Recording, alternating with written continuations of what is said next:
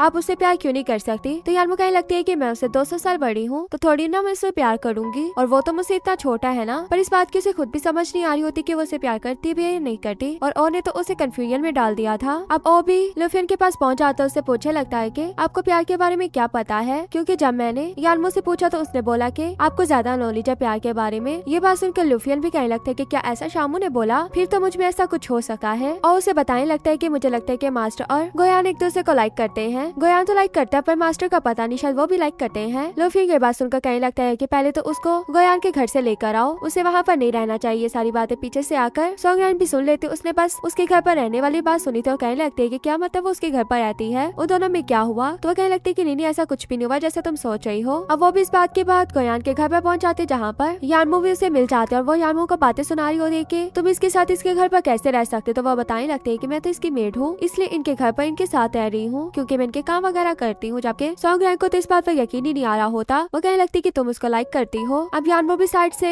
गोयान को देख लेती जो इनकी बातें सुन रहा था, तो वो भी मौके पर उसे बोल देती है कि मैं उसे बिल्कुल भी लाइक नहीं करती, अगर तुम लाइक करती हो तो उसको ले लो, मुझे इस चीज से कोई भी फर्क नहीं पड़ता, और वैसे भी मैं अब इस घर से जाने लगी हूँ। इतने में पीछे से गोयान आ जाता है। गोयान को देखकर सॉन्गरैन उसकी तरफ हो जाते हो, कहने लगती है कि गोयान तुम यहाँ पर। तो वो कहने लगता है कि हाँ इसने ठीक कहा है, हम दोनों में से कोई भी एक दूसरे को लाइक नहीं करता, क्योंकि उसे यानमो की बात बिल्कुल भी अच्छी नहीं लग रही होती, जैसे उसने बोला था कि मैं इसको कभी भी लाइक नहीं कर सकती। अब यानमो भी ये बात सुनने के बाद अपना लगेज लेने के लिए चली जाती है और साथ में ओ को भी ले जाती है। ओ को पास बिठाकर जब सामान वगैरह पैक कर रही होती है तो थोड़े गुस्से वाली बातें कर रही होती है, जबकि ओ को तो लग रहा होता है कि यानमो सैड है। वो ये बात बोल भी देता है पर यानमो कहती है कि मैं सैड नहीं हूँ, पर पता नहीं मुझे बुरा क्यों लग रहा है। और गोयान दिखाया जाता है जो दोबारा से अपनी कंपनी के काम करना स्टार्ट हो जाता है। वो काम कर ही रहा होता है तो उसके पास ज़ाओहान आ जाता है, कहने लगता है कि मुझे एक चीज में तुम्हारी हेल्प चाहिए, यहाँ पर मुझे समझ नहीं आ रहा कि मैंने क्या गलत किया है, क्या तुम मेरी चीज को देख सकते। तो वो भी उसके काम को आधे घंटे में करके उसे दे देता है। ये देखकर तो ज़ाओहान को यकीन नहीं आ रहा होता है कि गोयान ने उसका काम कर दिया, वो भी सिर्फ आधे घंटे में, जिसको मैंने इतने दिन लगा दिए थे। और गोयान तो ये भी कहता है कि अगर तुम्हें कोई और हेल्प चाहिए तो तुम पूछ सकते हो। ज़ाओहान तो इस बात पर खुश हो जाता है, कहने लगता है कि कोई और हेल्प, क्या ये सच में तुम कह रहे हो। कहते कि अच्छा चलो मुझे डिस्टर्ब नहीं करो, यहाँ से जाओ। ये कहकर वहाँ से उसे भगा देता है। अब घर पर यानमो दिखाई जाती है जो बस खाई जा रही होती है उसे देखकर, और कहने लगता है कि ये इस तरह की बीमारी होती है जिसमें आप बस ब्रेकअप के बाद खाई जा रहे होते हो, क्योंकि आपको वो चाहिए होता वो तो मिल नहीं रहा होता, बस खाना ही खाई जा रहे होते हो। ये सारी बातें बता रहा होता है। गोयान के बारे में भी बताता है कि वो भी बिल्कुल ऐसे ही सेम कर रहा होगा, तो अब मुझे इन लोगों के लिए कुछ ना कुछ तो सोल्यूशन ढूंढना होगा ना, इसीलिए वो उसकी हेल्प करने का सोचता है। जबकि हमें इधर गुस्से दिखाई जाते हैं जो रोबोट के बारे में बात कर रही होती है और कह रही होती कि मुझे बच्चों वाला रोबोट नहीं चाहिए बल्कि एक इतना प्यारा रोबोट चाहिए जिसे देखकर मैं तो बस देखती रह जाऊँ। वो कहने लगती है कि अगर आपको ऐसे कोई लड़का चाहिए ना तो दुनिया में ऐसे बहुत से लड़के होंगे, आप उन्हीं को देख ले। पर गौसिया कहने लगती है कि ऐसा कोई भी नहीं है। जबकि वहाँ पर इतने में ओ आ जाता है। ओ को देखकर वो देखती रह जाती है। उसके साथ में जो उसकी असिस्टेंट बैठी होती है वो भी उसे देखती रह जाती है। कहने लगती है कि ये तो बहुत ही ज्यादा हैंडसम है। पर वो भी सीओ से बात करने के लिए आया था। सीओ भी इसलिए उसे वहाँ से जाने को कहते हैं और उसे बैठकर बात करने लगती है। अब वो उसे सारी बात के बारे में बताता है तो वो भी कहने लगते है कि मैं भी कहूँ गोयान ऐसा क्यों हुआ है। और यानमू के बारे में पूछने लगते है कि वो अब कैसा बिहेव कर रही है। तो वो भी और भी कोई यानमू जैसी एक्टिंग करके दिखाता है कि वो बस देखती रह जाती है। जबकि ओ के देखने की वजह से सीओ की हार्ट बीट जरूर तेज हो जाती है क्योंकि वो उसे लाइक करने लगी थी। और इस तरह उसे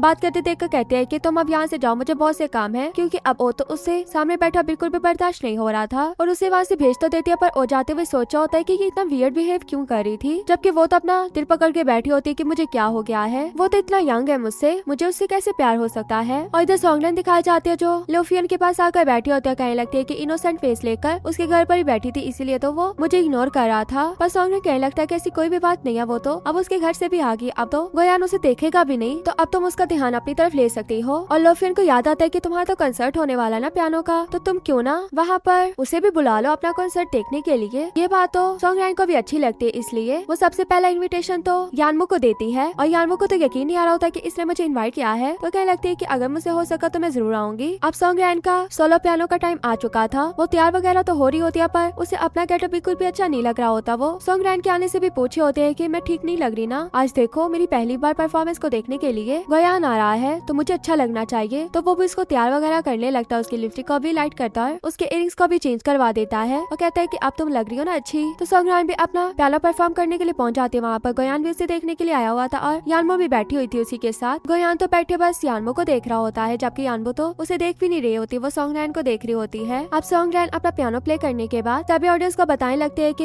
ये सॉन्ग वो सॉन्ग था जो मैंने एक लड़के को छोटे होते प्ले करते सुना था और उस लड़के को देखते साथ ही मुझे उस पर क्रश आ गया था और आज वो लड़का मुझे दोबारा से मिल गया है। पहले हमारा एक दूसरे से कांटेक्ट हो गया था और आज तो वो मेरी परफॉर्मेंस को देखने के लिए भी आया है, तो मैं उसको स्टेज पर इनवाइट करना चाहती हूँ। जबकि गोयान को पता लग गया था कि वो जिस छोटे बच्चे की बात कर रही हो वो मैं ही हूँ। वो स्टेज पर नहीं जाना चाहता था और यानमो को जाते हुए देख रहा होता है कि मुझे जाना चाहिए या नहीं, जबकि यानमो तो उसकी तरफ भी नहीं देख रही होती। वो फिर सॉन्गरान के पास पहुंच जाता है। सॉन्गरान भी सबके सामने उसका प्रपोज कर देती है कि क्या तुम मेरे बॉयफ्रेंड बनोगे। ये कहकर उसकी तरफ अपने बाजू भी बढ़ाती है, जबकि वो तो वहीं पर उसे बता देता है कि मैं तुम्हें लाइक नहीं करता बल्कि किसी और को लाइक करता हूँ। ये बात सुनते ही यानमो तो वहाँ से भाग जाती है और वो जैसे ही यानमो की तरफ इशारा करने लगता है कि वो लड़की यहीं पर बैठी है, पर आगे से पता लगता है कि उस जगह पर तो कोई भी नहीं है। तो सॉन्गरान कहने लगती है कि जैसे ये बचपन में मजाक किया करता था अभी भी ये वैसे ही मजाक करता है, वहाँ पर तो कोई भी नहीं है तो इसका मतलब तुम किसी को भी लाइक नहीं करते हो। वो कहता है कि नहीं ऐसी बात नहीं है। सॉन्गरान सभी ऑडियंस को कह देते है कि चले देखते हैं कि कब तक ये नहीं मानेगा। ये कहकर सभी को बाय करने के बाद गोयान को वहाँ से लेकर जा रही होती, जबकि गोयान कहने लगता है कि तुम्हें क्या हो गया, मैं तुम्हें लाइक नहीं करता हूँ। वो कहती कि मुझे पता है कि तुम यानमो को लाइक करते हो, पर देखो अगर वो तुम्हें लाइक करती होती तो वो यहाँ से ना जाती, पर वो तो यहाँ से चली गई ना। पर गोयान कहता है कि ऐसी कोई बात नहीं है और यानमो दिखाई जाती जिसे भी गोयान अच्छा लगने लगा था और ये बात वो लूफियन को भी बताती है और उसे कहने लगती है कि मैं नहीं चाहती कि मैं उसे रिजेक्ट करूँ क्योंकि मुझसे रिजेक्ट नहीं होगा और वो मेरे सामने भी ना आए। लूफियन भी उसे लाइक करता था पर अपनी फीलिंग्स के बारे में उसे नहीं बता पाता। इतने में वो यहाँ पर गोयान को आते हुए देखता है तो जल्दी से यानमो को पकड़ कर हक कर लेता। कहने लगता है कि मैं तुम्हें बचाता हूँ तो मेरा यूज कर सकती हो, जबकि यानमो उसका यूज नहीं करना चाहती थी और गोयान भी आकर उसे उससे दूर कर देता है। इन दोनों लड़कों में एक लड़की को लेकर फाइट जब स्टार्ट हो जाती है तो दरमियान में यानमो आकर उन दोनों को रोक लेते और लूफियन को कहती है कि अब बस कर दो। ये कहकर गोयान के साथ चली जाती है। जहाँ पर वो दोनों आते हैं वहाँ पर आने के बाद गोयान अपनी फीलिंग्स के बारे में बताता है, पर यानमो कहने लगती है कि जब तुम्हारा इंटरेस्ट मुझ में खत्म हो जाएगा फिर से तुम्हें सॉन्गरान अच्छी लगने लगेगी। वो कहने लगता है कि ऐसा कुछ भी नहीं है, मेरा इंटरेस्ट तुम में कभी भी खत्म नहीं होगा। पर इतने में वहाँ पर फायरवर्क्स स्टार्ट हो जाते जिसकी वजह से सभी वहाँ से गुजरते हुए फायरवर्क्स को देखने के लिए जाने लगते हैं और दोनों ही एक दूसरे से सेपरेट हो जाते हैं और यानमो से भी गोयान के बगैर रहा नहीं जाता, इसलिए वो गोयान को देखने लगते दोनों एक दूसरे के द्वारा से पास में आ जाते हैं और गोयान उसे बताता है कि मैं तुम्हें लाइक करता हूँ और इसी के बाद वो भी उसे बता देती है कि मैं भी तुम्हें लाइक करती हूँ। ये बात सुनते गोयान उसे हक कर लेता। अब ये दोनों कपल बन चुके थे और यानमो भी काफी खुश होती है कि फाइनली उसने अपनी फीलिंग्स के बारे में बता दिया। और दूसरी तरफ सॉन्गरान दिखाई जाती है जो ड्रिंक कर रही होती है और ड्रिंक करते हुए लूफियन को भी मैसेज कर दिया, पर इतने में वो देखते है कि लूफियन तो यहीं पर आकर बैठा हुआ उसके पास जाकर बैठ जाती है। अब लूफियन उसे देखकर कहता है कि मुझे अपनी ड्रिंक करने दो, तुम अपनी ड्रिंक करो, इस तरह समझो कि हम एक दूसरे के लिए बिल्कुल अनजान है। जबकि वो कहने लगती कि मैं तुम्हें अनजान कैसे समझ सकती हूँ, तुम ही तो एक मेरे दोस्त हो जिसको मैंने अपना दोस्त माना है। ये बात सुनकर लूफियन कहता है कि मैं तुम्हारा दोस्त हूँ। तो वो दोनों साथ में ड्रिंक करने लगते हैं और लूफियन उसको उठाकर लेकर जाता है अपने घर तक। घर पर आने के बाद वो कहीं पर भी लेट कर सोने वाली होती बोलती है तो उसे पकड़ कर अपने बेड पर लेकर जाते हैं कि यहाँ पर सो। तो कहती है कि तुमने मुझे धक्का मार के कैसे बेड पर गिराया। इसी बात पर दोनों में पिलो फाइट स्टार्ट हो जाती है और नेक्स्ट मॉर्निंग पता लगता है कि दोनों साथ में सोए हुए थे, पर ये तो बस एक ड्रीम लग रहा था सोंगरान को। पर जैसे वो अपनी आंखें खोलकर देखते हैं तो उसे अपने से दूर करने के बाद अच्छा खासा मारने लगती है, जबकि लोफियन उसे पकड़ के कहता है कि तुमने अगर मुझे दोबारा मारा ना तो फिर देखना वो फिर से उसे मारने लगती, फिर से वो उसे पकड़ लेता है। और उसके पकड़ने की वजह से और क्लोज आने की वजह से सोंगरान थोड़ी नर्वस तो थी और बिल्कुल चुप हुई होती है और वो उसे कहता है कि अब मुझे ना मारना। वो बिल्कुल चुप होती तो वो उसे कहता है कि मैं इसको हाँ समझूंगा। ये बात कहने के बाद वो उसके हाथों को जब छोड़ता है तो वो दोबारा से उसे मारते मारते वहाँ से चली जाती है। बाहर आकर अपने फेस को चेक करती है जो काफी ब्लश कर रहा था और फिर वहाँ से चली जाती है। यानमो दिखाई जाती है जिसने लोफियन को बुलाया हुआ था। लोफियन से कहने लगती है कि मेरा उस दिन ये बिल्कुल भी मतलब नहीं था कि मैं तुम्हें नीचा फील करवा कर वहाँ से गोयान के साथ चली जाऊँ। तुम मेरे इतने अच्छे दोस्त हो, मेरी बात के बारे में तो समझ सकते हो ना। मेरे दिल में उसके लिए फीलिंग्स थी जिसकी वजह से मैं उसके साथ चली गई और उसकी फीलिंग्स को भी एक्सेप्ट करके अपनी फीलिंग्स के बारे में उसे बता दिया। तुम समझ रहे हो ना मेरी बात को। लोफियन कहने लगता है कि हाँ मैं समझ रहा हूँ, मुझे पता है कि हर इंसान की फीलिंग्स होती है, पर इन फीलिंग्स में तुम ये बात मत बोलना कि तुम यहाँ पर किस काम के लिए आई हो, क्योंकि हमारे पास टाइम बहुत कम है। यानमो को भी ये बात याद आ गई थी कि मैंने ब्लड लेना है, इसीलिए वो रात में अपने रूम में सोचे होते कि मुझे किसी तरह गोयान के रूम में जाना है। किसी तरह हिम्मत करके गोयान के रूम में चली भी जाती है और गोयान तो उसे देखने लगता है कि मेरे रूम में क्यों आई है और उससे कहती कि क्या मैं तुम्हारे बेड पर तुम्हारे साथ लेट सकती हूँ। वो भी इसे मना नहीं करता और यानमो भी उसके साथ जाकर लेट जाती है और जैसे उसकी तरफ आने लगती है तो वो जल्दी से अपनी साइड को चेंज कर लेता है कि मैं उस साइड पर सोता तुम इस साइड पर सो जाओ। अब उसकी साइड में सो तो जाती है पर गोयान के क्लोज आकर उसको किस कर लेती ताकि ब्लड में इसके इमोशंस भी आए। छोटी सी किस करने के बाद उससे दूर हो जाती है। आगे से गोयान भी कहने लगता है कि बस इतना ही करना था, तो वो इसको सोने का बोल देती है और खुद भी सो जाती है। जब रात में गोयान सोया होता है तो वो भी इसी मौके का फायदा उठाते हुए अपनी ब्रेसलेट में उसका ब्लड ले लेती है और नेक्स्ट मॉर्निंग वो अपनी लैब में ले जाती है ब्लड टेस्ट करवाने के लिए और टेस्ट करने पे पता लगता है कि वो क्वालिफाई हो चुका है। पर ये सुनकर कहीं ना कहीं यानमो थोड़ी सैड भी हो गई थी, जबकि लोफियन उसे कहने लगता है कि अब हमारे पास 1 मंथ और है और 1 मंथ में तुमने कोई भी ऐसा काम नहीं करना जिसकी वजह से हम यहाँ से ना जा पाए, तो इस बात पर गौर करना। तो यानमो भी हाँ बोल देती है और हमें नेक्स्ट डे दिखाया जाता है कि मिस्टर वांग गोयान की कंपनी में पहुंच जाते हैं। वहाँ पर जाकर सभी एम्प्लॉइज को कहने लगते हैं कि तुम लोगों को फेज 2 को छोड़कर फेज 3 में जाना होगा, जबकि रिसर्चर्स उन्हें बताने लगते हैं कि ऐसा हम नहीं कर सकते क्योंकि जो मेडिसिन बन रही है उसमें कोई ना कोई साइड इफेक्ट वगैरह आ जाएगा, हमें एक स्टेप नहीं छोड़ना होगा। मिस्टर वांग भी कहने लगते हैं कि ठीक है, मैं भी तुम लोगों को एक एक करके इस जॉब से इस कंपनी से निकाल दूंगा, फिर ढूंढते रहना कोई नई जॉब। वो लोग तो इस बात से काफी डर से जाते हैं क्योंकि सबसे ज्यादा शेयर्स इसी बोर्ड ऑफ डायरेक्टर के पास थे और वो ये सब कुछ कर भी सकते थे अगर इन्होंने ऐसा बोल दिया तो। अब उनकी वहाँ पर हेल्प करने के लिए गोयान भी आ जाता है, जो आकर कहने लगता है कि मैं फेज 2 को छोड़कर कभी भी फेज 3 पर नहीं जाऊंगा और अगर आप मुझे ऐसा कह रहे हो तो मैं यहाँ से अपनी CEO की कुर्सी को भी छोड़ जाऊंगा, आगे आप लोगों की मर्जी है। क्योंकि गोयान को पता था इनको मेरे जैसा रिसर्चर कहीं पर भी ढूंढने से नहीं मिलेगा, जबकि बाकी एम्प्लॉइज भी ये बात सुनते साथ ही कहने लगते हैं कि अगर गोयान छोड़ देता है तो हम भी इनके साथ ही छोड़ देंगे। मिस्टर वांग ये बात सुनकर कहने लगते हैं कि अब इन बातों की वजह से तुम अपनी रिसर्च को तो नहीं खोना चाहोगे ना, तो इसलिए तुम्हें मेरी बात माननी होगी, जबकि गोयान तो इस बात को नहीं मानने के लिए तैयार था। अब मिस्टर वांग तो ये बातें कहने के बाद वहाँ से चले जाते हैं और सुयू भी गोयान से बात करने लगता है। उसे कहने लगता है कि तुम्हें अपनी रिसर्च को आगे बढ़ाना चाहिए क्योंकि बाकी कंपनीज भी इसी मेडिसिन के बारे में रिसर्च करी है, जबकि उन्होंने फेज 2 को छोड़कर फेज 3 को स्टार्ट कर दिया है और वो जल्दी इस मेडिसिन को बना लेंगे। पर गोयान कहने लगता है कि अगर मैं मेडिसिन जल्दी बनाता हूँ क्या पता इसमें कोई साइड इफेक्ट आ जाए और किसी को कोई नुकसान हो, इसलिए मैं ऐसा कुछ भी नहीं करना चाहता। तो ये कहता है कि तुम अपनी नहीं बल्कि दूसरे एम्प्लॉइज की तो फिक्र करो, अगर तुम्हें यहाँ से निकाल दिया जाता है तो उनको भी साथ से निकाल दिया जाए तो उनका क्या होगा। गोयान को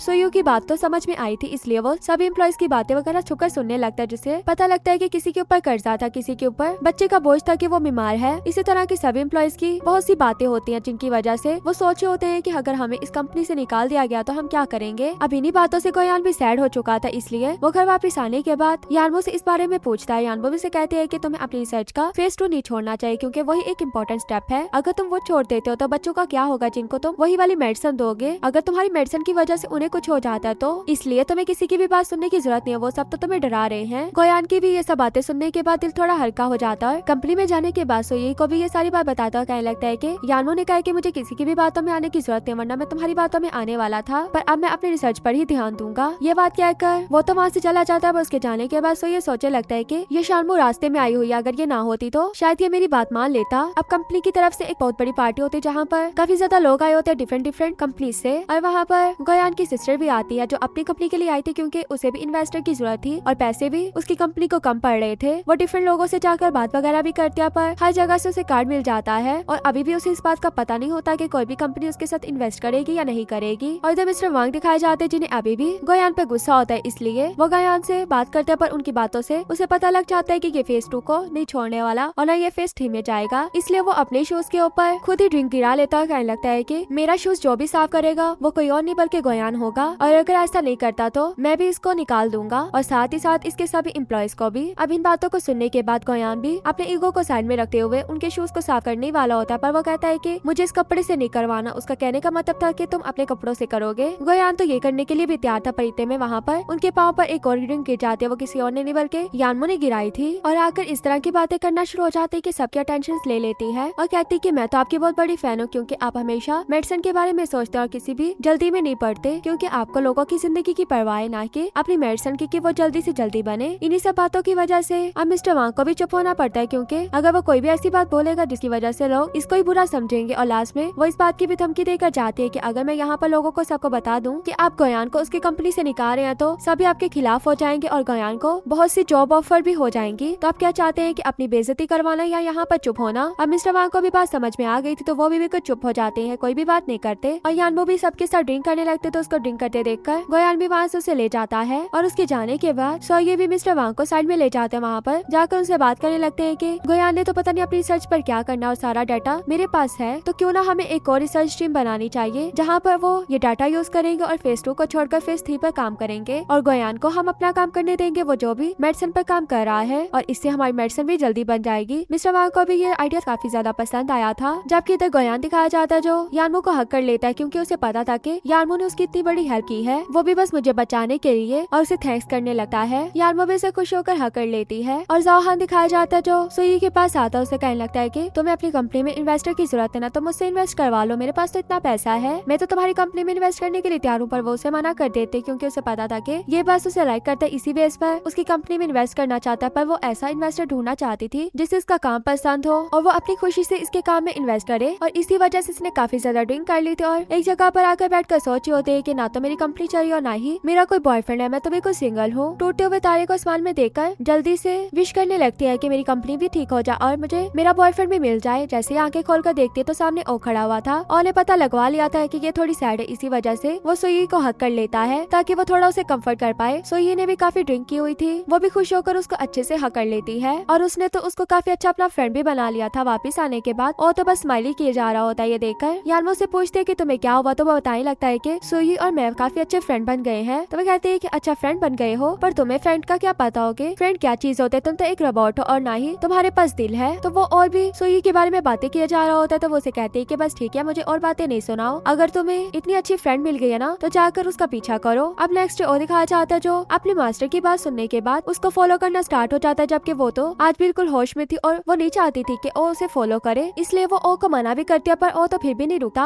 और आगे जाने पर सोई को पता लगता है कि एक इन्वेस्टर उनकी कंपनी में इन्वेस्ट करना चाहता है, तो उसके साथ उसने मिलना है। अब ये बात सुनकर ओ भी कहता है कि मैं भी आपके साथ चलूंगा। वो ओ को लेकर तो नहीं जाना चाहती, पर ओ की ज्यादा जिद करने पर वो उसे कहती है कि तुम मेरे असिस्टेंट बनकर मेरे साथ जाओगे। ये कहकर वो अपने इन्वेस्टर से बात करने के लिए तो जाती है, पर इन्वेस्टर उसकी कंपनी में ज्यादा इंटरेस्ट नहीं ले रहा था, बल्कि सोई में इंटरेस्ट ले रहा था, इसलिए वो बार बार उसे ड्रिंक करवा रहा होता है। ये देखकर तो ओ से रहा नहीं जाता, वो उसकी जगह पर ड्रिंक कर लेता है। तो इन्वेस्टर को तो काफी गुस्सा आता है कि इसने ऐसा क्यों किया, तो वो भी उसे फुल बॉटल ड्रिंक करने को बोलता है, और ये तो सोई से बर्दाश्त नहीं था, वो तो उसके ऊपर ड्रिंक गिराने के बाद ओ को भी मना कर देते ड्रिंक नहीं करनी तुमने, और उसको अपने साथ बाहर ले जाते। बाहर आने के बाद ओ फिर से अपनी फ्रेंड की तरह उसकी फिक्र करने लगता है कि मैं क्या तुम्हें घर तक छोड़ रहा हूँ, पर वो उसे मना कर देती है कि नहीं, मुझे घर तक नहीं छोड़ो, और प्लीज मेरे साथ चिपकना बंद करो, मुझे इस तरह फॉलो भी नहीं किया करो, मैं तंग आ चुकी हूँ, वरना मैंने तुम्हें थप्पड़ लगा देना है। अब ओ को भी बिल्कुल भी उसकी अपनी इंसल्ट फील नहीं होती, वो उसे क्यूट सा फेस बनाते हुए कहने लगता है कि अगर तुम्हें मुझे थप्पड़ मारने से अच्छा लगता है तो तुम मुझे थप्पड़ मार सकती हो। अभी ये बातें वो उसे कह ही रहा होता है, तो वो उसके मुंह पर हाथ रखते हुए कहने लगते हैं कि अब बस कर दो। और दूसरी तरफ हमें दिखाया जाता है कि इनकी रिसर्च से ब्लड चोरी करके कोई लेकर जा रहा है, और एक रिसर्चर भी वहाँ से उसको लेकर जाते हुए देख लेती है, और ये देखकर तो वो काफी परेशान हो गई थी और कंफर्म करने के लिए ब्लड देखने के लिए भी जाती है। वहाँ पर सच में ब्लड चोरी हो गया था।